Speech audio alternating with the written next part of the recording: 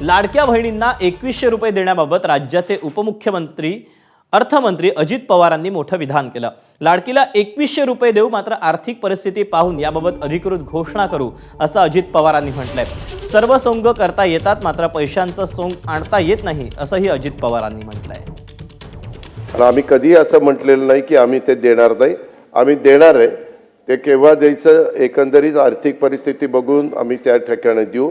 सगळी सोंग करता येतात, पैशाचं सोंग काही करता येत नाही आणि त्या पद्धतीनं आमचं काम चाललेलं आहे। आम्ही त्या खात्याचे मंत्री आदिती तटकरेंनी सांगितलं की आम्ही देणार आहे, स्वतः मुख्यमंत्र्यांनी सांगितलं देणार आहे। मी पण सभागृहाला सांगतोय आमच्या लाडक्या बहिणींना आम्ही देणार आहे। सध्या आम्ही 1,500 रुपये कबूल केल्याप्रमाणे देतोय आणि पुढचीही रक्कम देण्याच्या संदर्भात आमची परिस्थिती सुधारली की ते देऊ। एबीपी माझा, उघडा डोळे बघा नीट।